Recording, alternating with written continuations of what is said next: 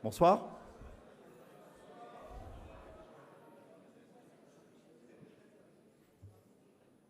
Bienvenue. Depuis le premier festival de jeux de Vichy, j'ai l'honneur de me présenter devant vous afin de mettre en lumière le travail des humains dans le monde ludique. En tant que ludicaire, c'est un réel plaisir de pouvoir remettre de nouveau cette année les prix des boutiques ludiques. 7 ans. 7 ans que l'on remet des prix à des personnes formidables. Je me rappelle les débuts de ce prix. On a essayé de vous faire rire, au moins de vous faire sourire. On va pas être prétentieux. En tous les cas, je suis toujours là. Ils n'ont toujours pas réussi à se débarrasser de moi. Et donc cette année, pour les habitués, on a remis le jingle officiel, les vidéos bien faites, et puis on fera des boulettes. Voilà, ne vous inquiétez pas. Merci en tout cas à tous et tous d'être venus et aux millions de spectateurs sur le Facebook Live.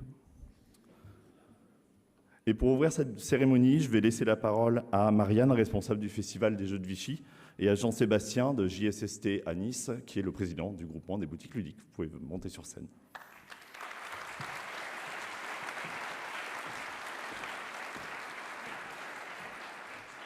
Bonsoir à tous. Je vais faire bref, mais je voulais me présenter devant vous ce soir pour vous remercier de la confiance que vous nous accordez année après année au nom de toute mon équipe. C'est un réel plaisir de prendre le temps pendant toute une année de travailler sur cet événement. C'est en tout cas un moment très agréable où nous rencontrons un univers de passion et de passionnés. Et cette année, encore une fois, on a explosé tous les compteurs. Vous êtes venus en très grand nombre. 1800 personnes ont passé le pas du Palais des Congrès, ce qui est assez exceptionnel. Pour vous donner une idée, l'année dernière, vous étiez 1400. Voilà. Donc, merci beaucoup en tout cas pour votre venue ici et la confiance que vous nous accordez. Et on essaiera année après année de faire en sorte que vous passiez un bon moment à Vichy. C'est ce que j'espère en tout cas que vous êtes en train de vivre en ce moment. Je vous souhaite une très bonne soirée, une très bonne remise des prix. Et puis je vous dis à tout à l'heure pour l'after.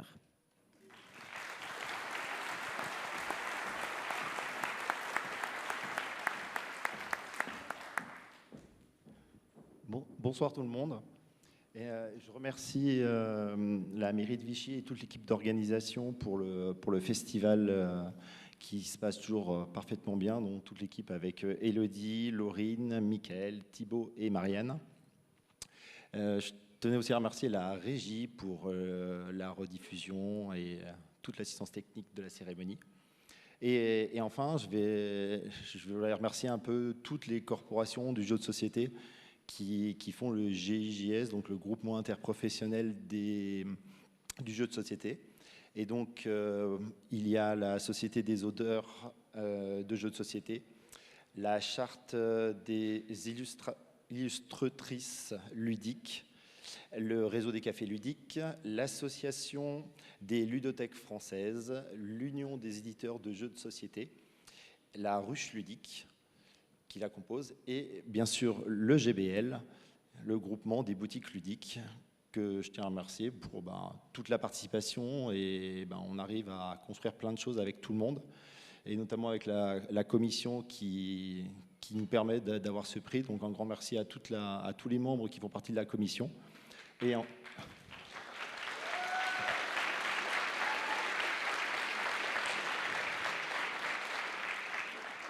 Et enfin, je voulais remercier Antonin, du groupement le Temple du Jeu, pour son travail de maître de cérémonie. Merci.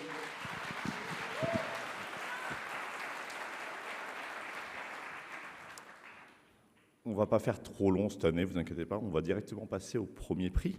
On va parler du travail éditorial, et pour le remettre, je vais appeler 2 personnes. Je vais appeler Béa de la boutique Terre de Jeux à Nantes et Mathias Guillot de Spiral Édition.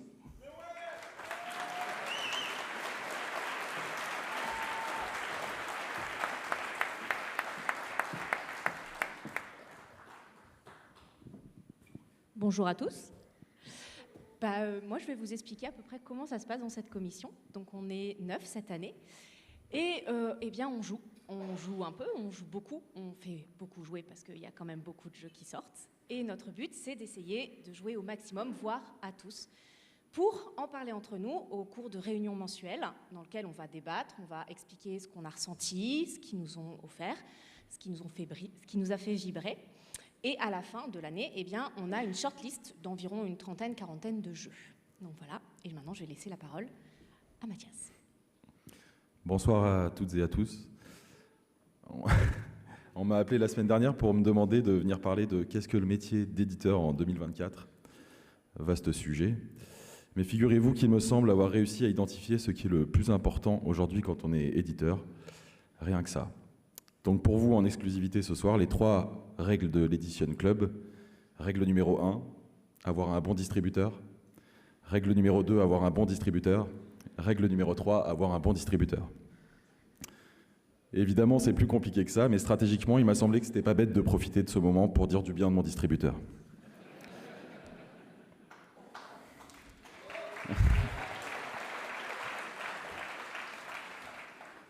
Plus sérieusement, je ne vais pas, du haut des 2 ans et quelques d'existence de Spiral Edition, vous asséner des grandes vérités. Le jeu a de nombreuses facettes, jeu de rôle, jeu historique, serious gaming, et au sein des jeux de cartes, jeux de plateau aussi, jeu tout public, jeu expert, jeu familial plus, jeu initié moins, jeu pour les connaisseurs plus moins. La liste est infinie, et donc parler au nom de toutes et tous, c'est mission impossible. Du coup, je vais plutôt vous parler de mon ressenti. J'imagine qu'une courte séance de psychanalyse devant ses pairs, ça peut pas faire de mal. Déjà, il y a un truc qui n'a pas bougé pour moi depuis le début. Éditer, c'est douter.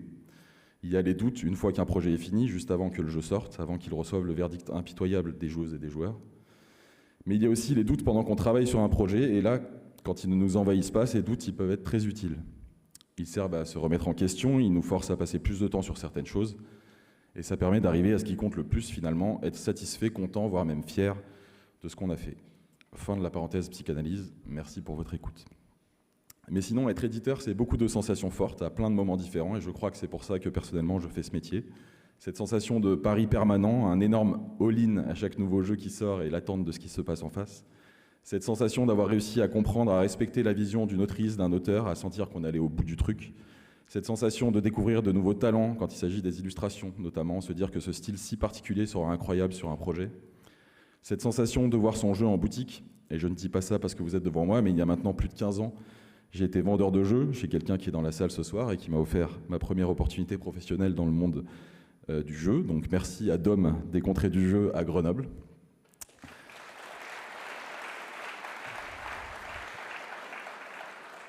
Et ce lien avec les magasins de jeux spécialisés restera toujours extrêmement puissant. Et enfin, cette sensation quand on sent qu'un jeu va rester longtemps dans les étagères parce qu'au final, il n'y a rien de mieux que le savoir que les jeux que l'on fait continuent d'être joués et donc continuent d'être découverts par de nouvelles personnes encore et encore. Je m'arrête là, la soirée doit avancer, donc cher Béa, je te laisse le micro pour annoncer les premiers nommés de la soirée. Et donc, voici les nommés pour le prix éditorial.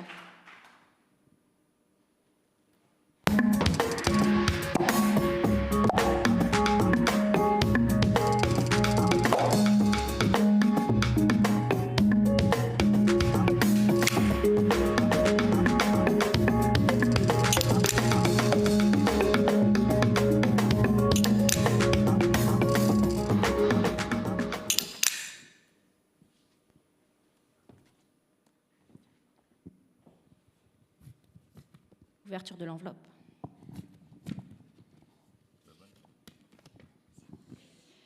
Le prix des boutiques ludiques pour le travail éditorial est attribué à Unfriendly Game pour Nekojima. Je vais monter sur scène.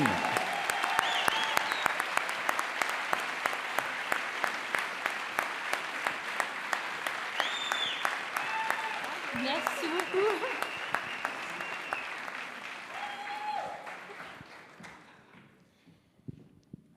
Eh bien, bonsoir à tous et à toutes. Merci pour ce trophée. Merci au groupement des boutiques ludiques.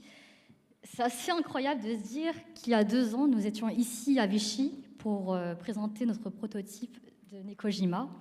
et qu'aujourd'hui, nous sommes ici ce soir récompensés par notre travail éditorial. C'est assez touchant. Et bien sûr, on remercie le distributeur. Donc, comme vous avez entendu, c'est important. Donc, on remercie notre distributeur BlackRock Games qui a cru en notre projet et d'ailleurs dont la rencontre s'est faite il y a tout juste 2 ans à Vichy. Donc, c'est assez symbolique. Merci.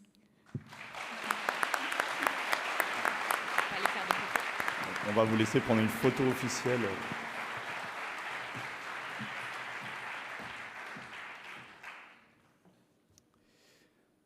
Pendant qu'ils prennent leurs photos, je continue. On va passer au travail d'illustration, mais vous le savez, il y a une tradition, avant de remettre le prix de l'illustration, on révèle toujours la couverture de la sélection du groupement des boutiques ludiques, ce catalogue, cette Bible. Voilà, on a une super couverture cette année encore, on va vous la révéler de suite en exclusivité mondiale.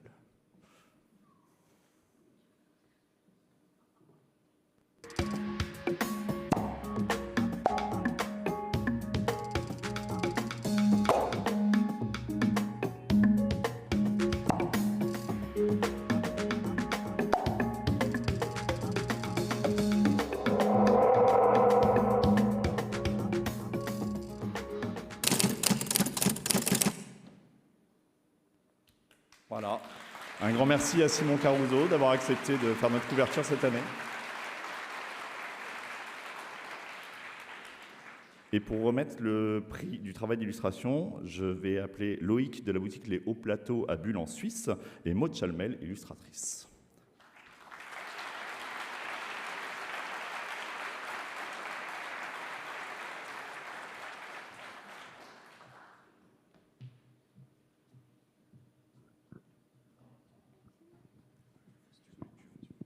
Bonsoir. Bonsoir tout le monde. Du coup, pour faire suite à ce que Béa vous a expliqué, je vais vous raconter ce qui se passe par la suite. Une fois qu'on a fait cette shortlist, on envoie des emails aux différents éditeurs qui ont été sélectionnés. Ces éditeurs vont nous raconter un peu l'histoire, la genèse de ces jeux. Et grâce à cette histoire, nous pourrons catégoriser les différents jeux dans les 3 catégories que nous avons pour le prix du GBL. Ceci nous permet par la suite de vraiment sélectionner les 3 derniers de chaque catégorie. Et du coup, maintenant, je laisse la parole à Maud Chalmel, qui va vous parler un petit peu du travail d'illustration. Bonsoir. On m'a demandé de parler de 2-3 minutes à peu près, ou 3-4, je ne sais plus, de l'illustration. Attends, je vais baisser ça. Voilà. Alors, on me demande souvent, 2-3 ans après l'arrivée des IA, comment ça se passe, l'illustration dans le milieu ludique, tout ça. Ce à quoi je réponds, bah, écoute, très bien. On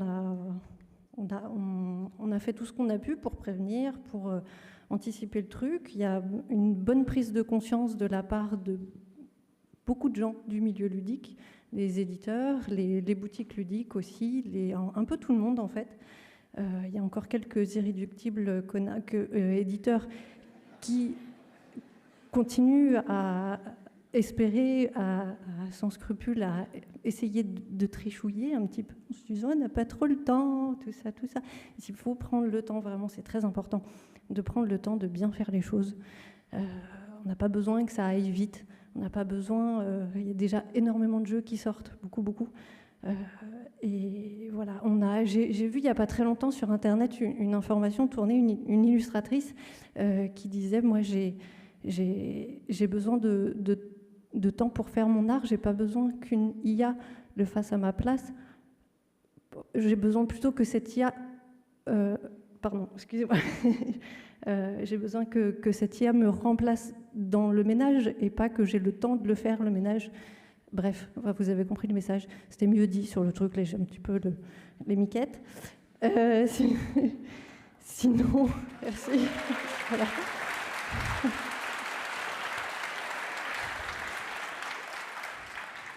Sinon, on a aussi une bonne réussite là depuis le mois d'août aux États-Unis. Il y a un groupe d'illustrateurs et d'illustratrices qui ont déposé plainte contre OpenAI et qui ont obtenu gain de cause. Donc officiellement,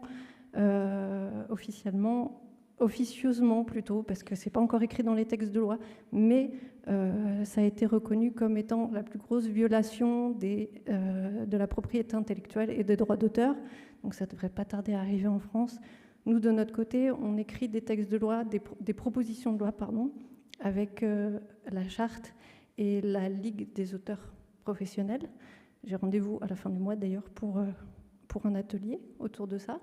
Donc voilà, merci beaucoup, ici particulièrement au GBL, de nous soutenir par ce prix, là en l'occurrence, et puis par l'initiative aussi de nous mettre sur les couvertures des boîtes de jeux. Ce n'est pas encore quelque chose de systématique, mais en tout cas, c'est très agréable quand c'est pris en considération, et merci pour ça. Je vais laisser la révélation du prix. Et désolé pour mes cafouillages. Les nommer, pardon.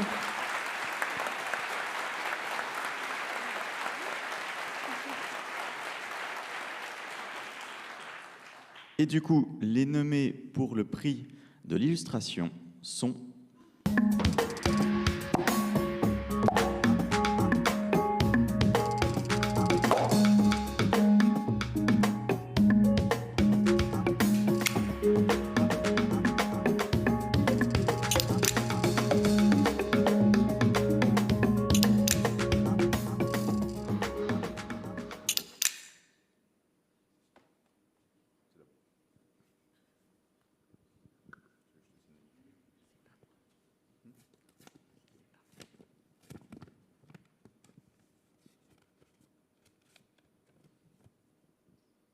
Le prix des boutiques ludiques pour le travail d'illustration est attribué à Maeva da Silva pour Harmonise.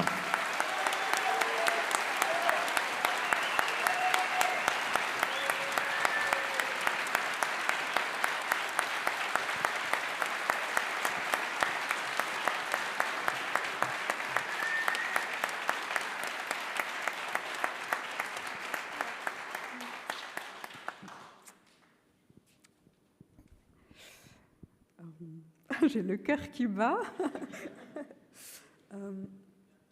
Un très très grand merci pour ce prix qui signifie beaucoup, beaucoup pour moi, tant professionnellement que personnellement.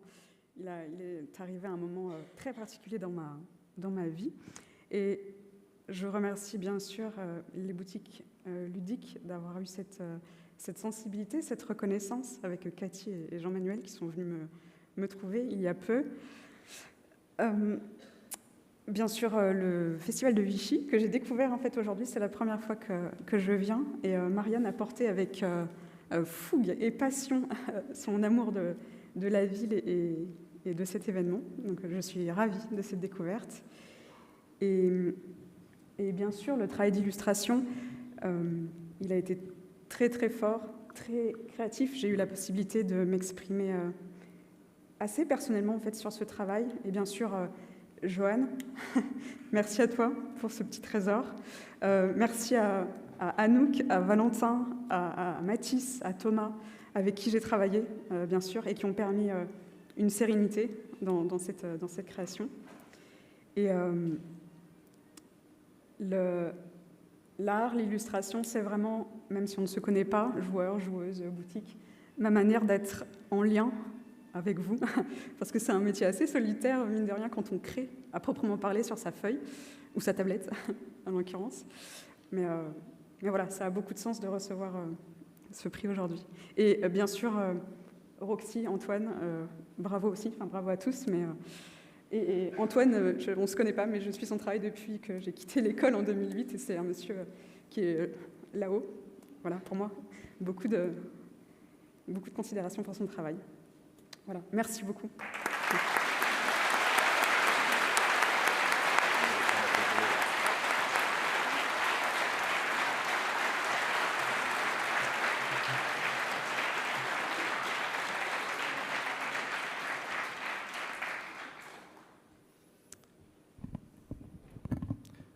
On est déjà à la remise du dernier prix des boutiques ludiques. On va parler du travail d'auteur, d'autrice. Donc pour remettre le prix du travail octorial, je vais appeler Olivier Mailly, président de la Société des auteurs de jeux, et Céline de la boutique Au Bon Joueur à Avranches.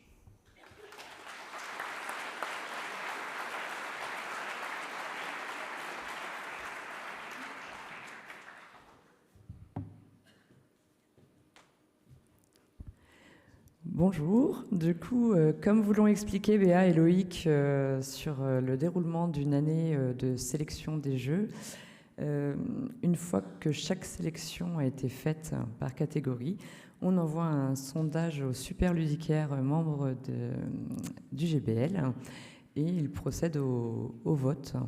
Donc, pour leurs favoris, tout simplement. Et du coup, après, je vais laisser la parole maintenant à Olivier Mailly, qui est président de la Société des auteurs de jeux.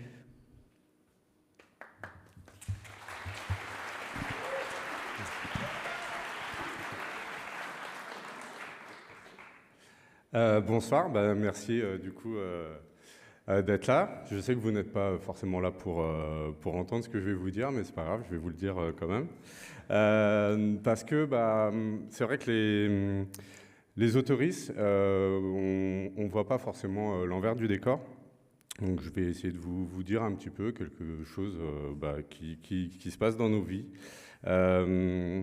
Vous allez avoir bientôt aussi sur le site de la SAGE quand même quelque chose de sérieux qu'on a fait, c'est une consultation auprès des autoristes. Donc il y a cette année 183 personnes qui ont répondu à ce questionnaire et ça nous permet en fait d'avoir vraiment un état des lieux de la situation actuellement en France. Et vous verrez, la question numéro 6 va vraiment vous surprendre. Vous savez sûrement, c'est, ou peut-être pas, mais je vous l'apprends, c'est depuis cette année en fait seulement que le métier d'auteur de jeux de société est reconnu au niveau de l'URSSAF. On peut enfin se déclarer avec la dénomination auteur de jeux de société et de jeux de rôle. Donc c'est quand même une belle avancée.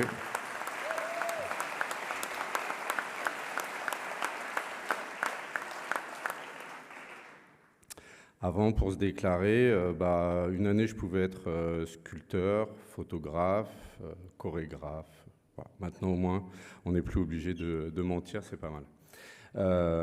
Par contre, ceux qui s'occupent d'éditer les jeux, en fait, ils n'ont pas de métier, puisque eux, leur métier n'existe pas. Éditeur de jeux de société n'est toujours pas reconnu. C'est une aberration, mais c'est pourtant ce qui se passe actuellement. Donc voilà, on espère que les choses vont évoluer pour tout le monde. En tant qu'auteur, je peux vous le dire, et puis d'autres vous le diront aussi, c'est pas évident de travailler du jeu de société, parce que, par exemple, vous savez quel va être votre salaire annuel à peu près, hein. Vous connaissez votre salaire annuel. Nous, on n'en a aucune idée. D'une année sur l'autre, ça change, ça dépend des ventes. Et en plus de ça, se rajoute une autre difficulté, c'est que, imaginez que votre salaire annuel, vous le recevez une fois dans l'année. Voilà, on arrive, paf, on vous pose vos sous et vous débrouillez avec ça toute l'année. Donc c'est pas facile. Des fois, il y en a qui arrivent à payer en 2 fois, donc c'est déjà un peu mieux. Et dans de trop rares cas, au trimestre. Ce qui pourtant nous améliorerait aussi notre condition au niveau de la professionnalisation, justement pour essayer de pouvoir gérer au mieux le peu d'argent qu'on a.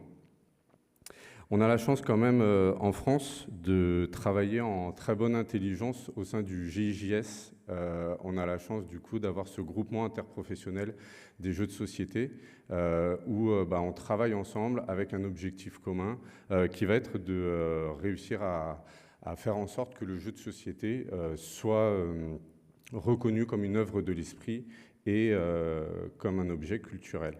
C'est pas encore gagné, mais ça avance petit à petit. Et du coup, si jamais Rachida, tu nous regardes parmi les millions de spectateurs Facebook, tu peux entendre ce message.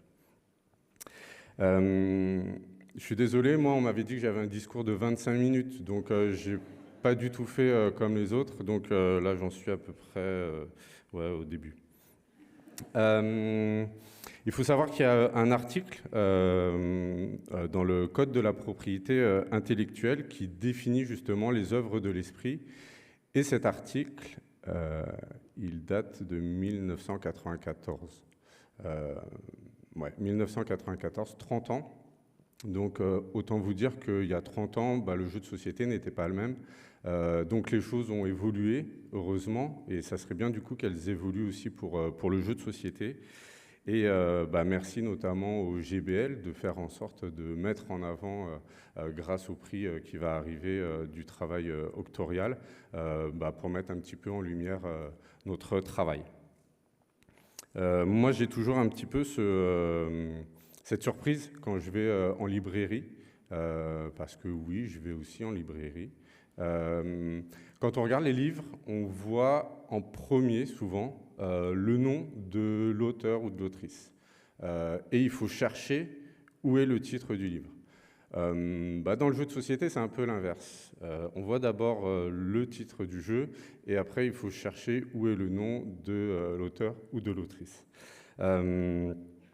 Il y a un livre, par exemple, alors je prends cet exemple-là, mais ce n'est pas du tout pour comparer avec la situation des auteurs et des autrices. Par exemple, est-ce que ça vous viendrait à l'idée de dire que vous avez lu le livre des Misérables de Gallimard?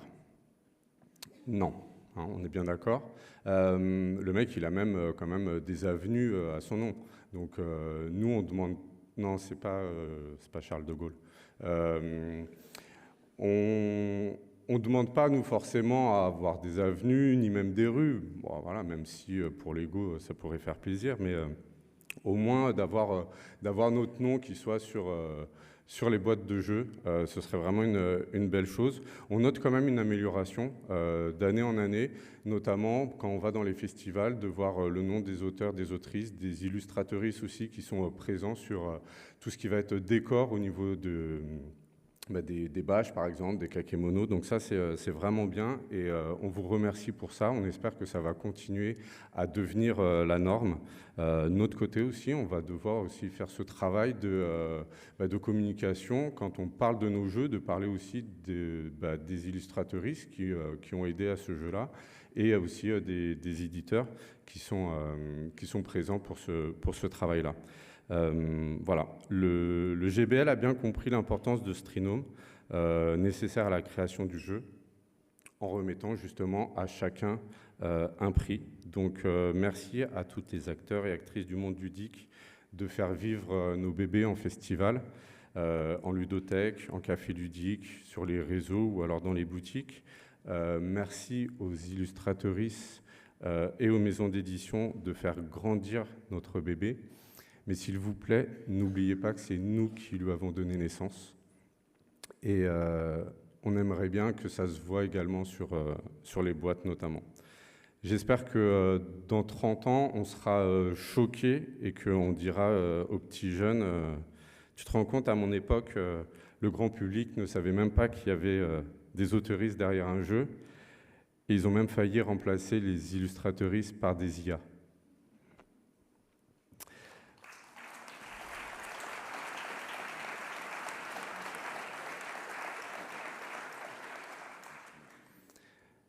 Je vais conclure juste en vous disant que nous, à la Sage, on représente quand même assez bien les auteuristes parce que nous aussi, on est fauchés.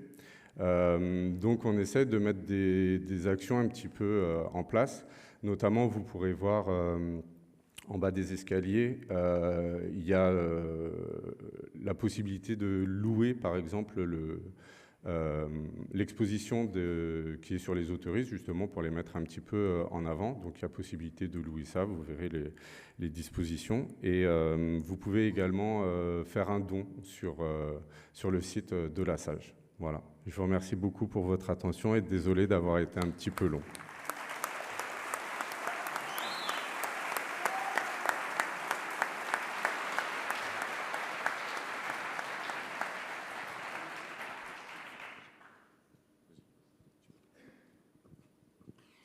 Donc, dans la catégorie octoriale, les nommés sont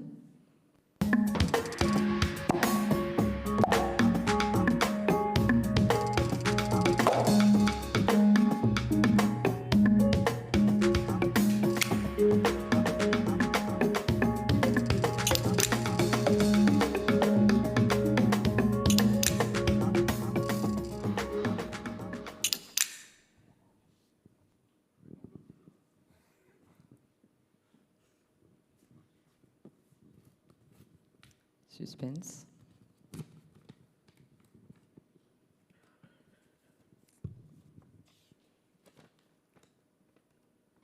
Alors, le prix des boutiques ludiques pour le travail octorial est attribué à Charlec Couronneau pour le jeu Kaori.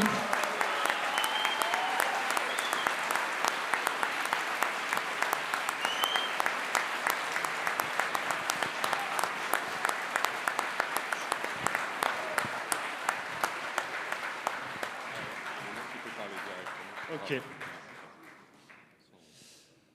Bonsoir. Bon. Voilà, c'est bien malaisant, je le redoutais. Je crois que je préfère rester assis, finalement. Non, mais je suis vraiment très, très heureux de recevoir ce prix. Je ne vais pas m'étaler sur les remerciements. Il y a des... Est-ce que je sors une liste? Non, j'en ai pas. Non, je remercie évidemment tous les gens qui l'ont porté. Si j'ai quand même un petit commentaire, moi initialement c'était un jeu avec des zombies et des trolls, et l'éditeur m'a imposé ce thème improbable. L'arrivée des mammifères en Nouvelle-Zélande. Ok, pourquoi pas.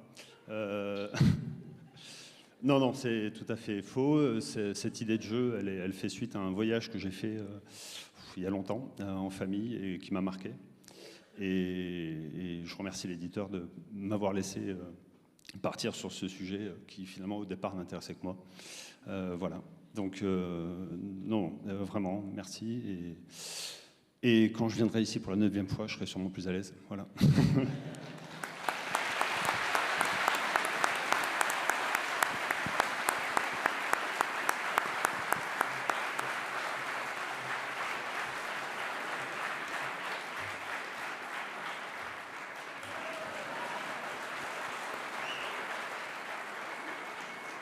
Bien évidemment, bravo à tous les lauréats, bravo aussi à tous les nommés, qui voilà, sont un petit peu déçus sans doute, mais leur travail est aussi formidable. N'hésitez pas à les applaudir également.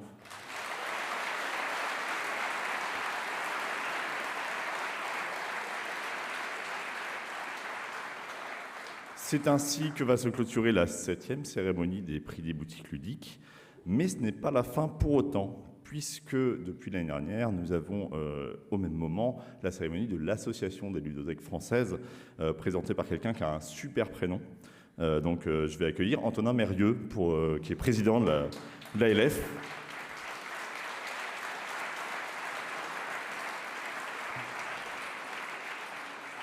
Voilà. Et donc le temps qu'il monte sur scène, vous comprendrez que ce n'est pas moi qui dévoile le lieu du repas cette année.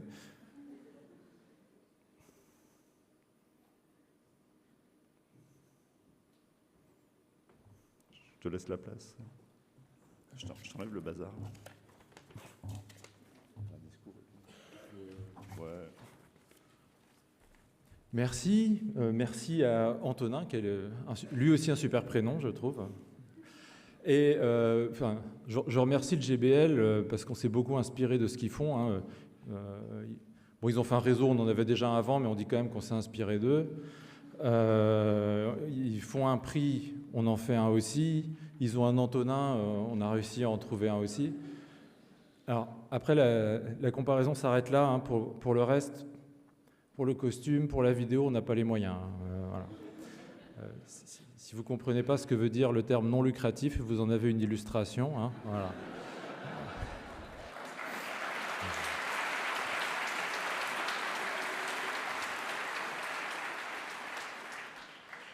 Alors, évidemment, je taquine, je sais bien que les boutiques, ce sont avant tout aussi des passionnés. Les ludicaires, comme les ludothécaires, font ça avant tout par amour du jeu. Et si c'était l'argent facile qui nous intéressait, on serait serious game designer, et puis c'est tout. Voilà. Alors, je vais vous expliquer très rapidement comment fonctionne le prix des ludothèques, qui s'appelle la sélection des ludothécaires. Mais avant, je vais juste préciser que je ne suis pas du tout président de l'Association des ludothèques françaises, je n'en suis que le modeste coordinateur. Voilà.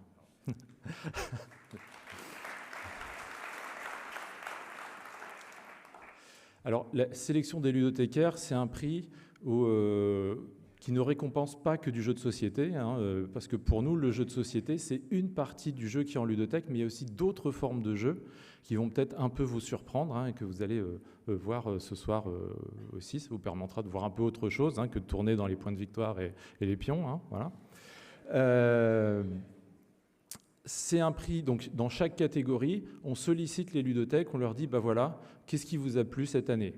Donc elles donnent des propositions. Il y a un jury qui se réunit, qui dans chaque catégorie sélectionne 3 à 4 propositions, et ensuite c'est un vote des ludothécaires qui départagent pour dire, bah voilà, le vainqueur dans chaque catégorie est tel jeu. Donc on va vous annoncer les jeux petit à petit, et mes chers acolytes vont vous les présenter au fur et à mesure. Donc on va commencer par la catégorie jeu symbolique. Le jeu symbolique, c'est tout ce qui est jeu d'imagination et d'imitation, hein, donc plutôt ce que vous appelleriez du jouet.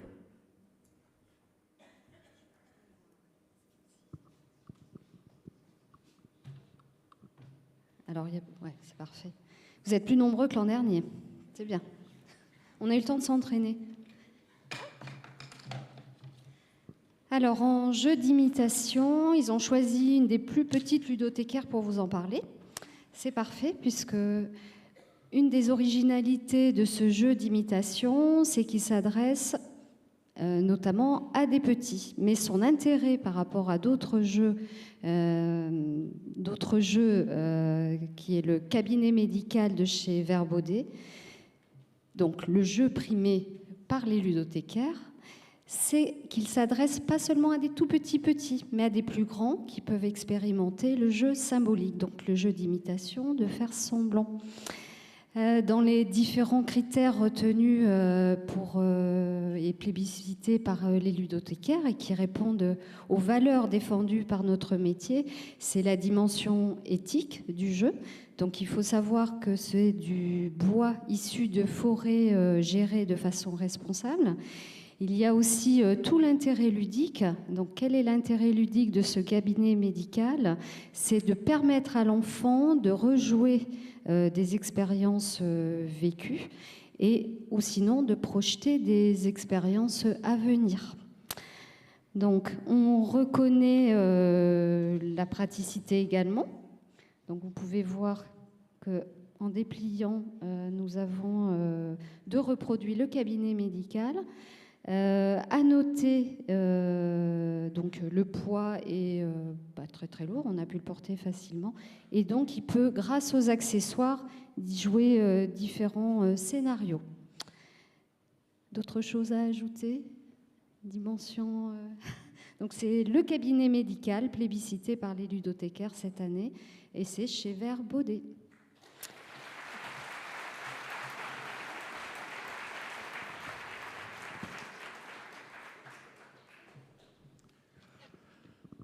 Dans la seconde catégorie qu'on va récompenser ce soir, c'est la catégorie jeu d'assemblage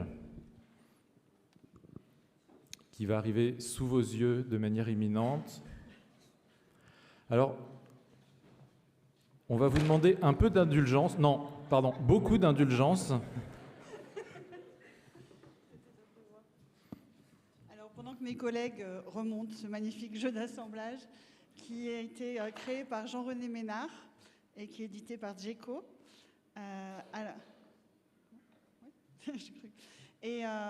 En fait, ce jeu, il est vraiment prise de tête parce qu'on va monter, redémonter, essayer, ça va marcher un coup, on va faire bouger, ça va tout tomber et il va falloir recommencer.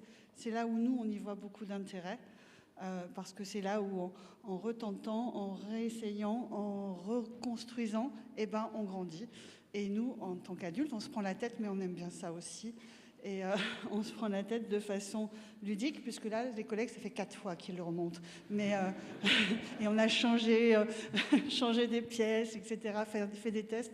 Mais voilà, pour nous, c'est ça le jeu. Et en tous les cas, sur les jeux d'assemblage, c'est vraiment ce qu'on plébiscite. Donc voilà ce qu'on a choisi dans les jeux d'assemblage. Zik & Go Junior Racer, ça s'appelle. Et en plus, on peut rajouter plein d'autres boîtes. Donc c'est vachement bien pour l'éditeur, pour le créateur. Et pour nous aussi, puisque ça donne l'occasion de jouer de nombreuses fois. On le laissera là, vous pourrez venir essayer, faire tomber, recommencer, etc. Avec plaisir. Voilà, pour le jeu d'assemblage.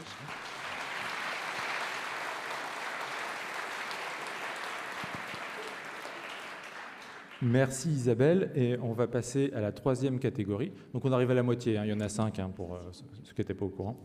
La troisième catégorie, ça va être le jeu de règles. Alors pour le jeu de règles, le gagnant du prix, c'est Sur les traces de Darwin.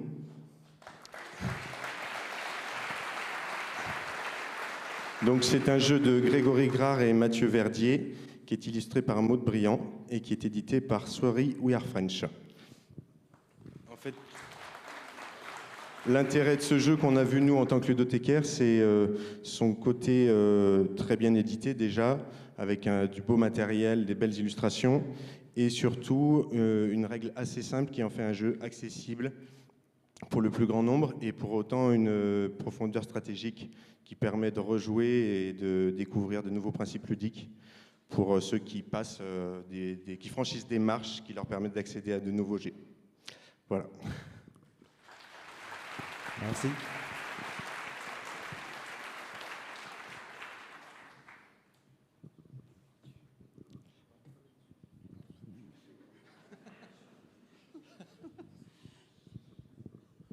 Excusez-nous une seconde.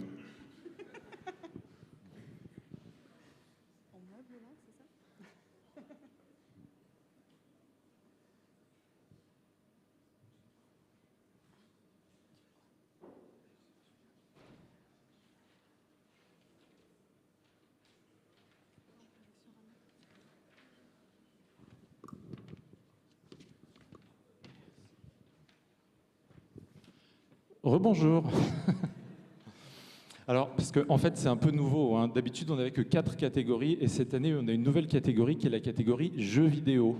Ben oui, parce que le jeu vidéo, c'est important quand même. Économiquement, même le jeu de société, on est un peu petit à côté, hein, faut pas se le cacher.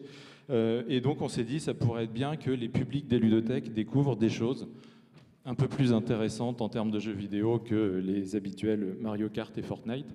Donc on a rajouté cette catégorie, et cette année, le jeu primé est Dordogne, un jeu vidéo d'aventure narrative de Cédric Babouche, édité par Focus Indie Series et développé par le studio Un Je ne sais quoi, en collaboration avec Humanimation.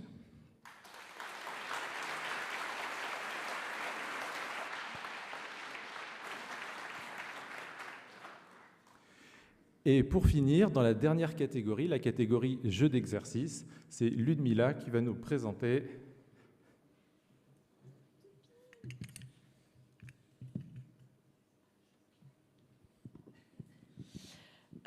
donc, cette année, pour la partie exercice, donc exercice, c'est de s'essayer, de recommencer, de réussir, rater, de refaire, de faire à tout âge, c'est ce qu'on apprend des tout petits. Mais cette année est aussi pour montrer que les jouets, ils sont utilisés même par les adultes. On a pris la toupie. Et donc, celle qui a été, qui a gagné cette année, c'est la toupie magnétique JP, qui en France, on l'appelle hippie pour son côté un petit peu vintage et rétro. Elle est fabriquée par une entreprise familiale en Allemagne qui s'appelle, alors je ne parle pas allemand, Die Blech Fabrik, voilà, et qui est distribuée par Toupie Shop en France. Et effectivement, comme le citait l'autre Antonin, c'est la deuxième année où on succède les prix. Et donc en essayant les toupies, et donc on va être là pour les essayer, il y avait des ludicaires qui étaient aussi dans la salle et qui se sont prêtés au jeu de tenter. Donc je vais inviter Jérémy, si tu veux bien, venir, parce qu'il a réussi à faire des exploits en toupie à peine en 5 minutes. Alors il a peut-être le trac et peut-être que ça ne va pas marcher, mais peut-être que... En tout cas, il y en a plein, et on va aussi vous inviter à venir pour les tester si vous voulez. Je précise que ce n'était pas du tout prévu, mais mon talent a été reconnu à sa juste valeur.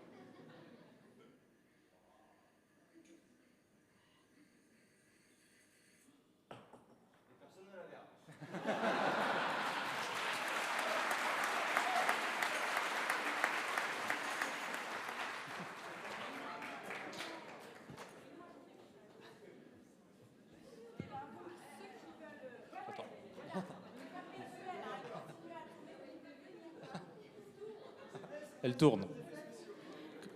Comme disait Copernic, effectivement, Je elle tourne. confirme, elle tourne, moi je vois.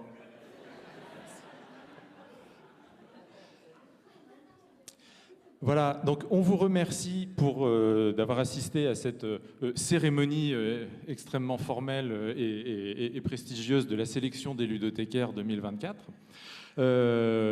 J'en profite pour remercier également le... Bravo.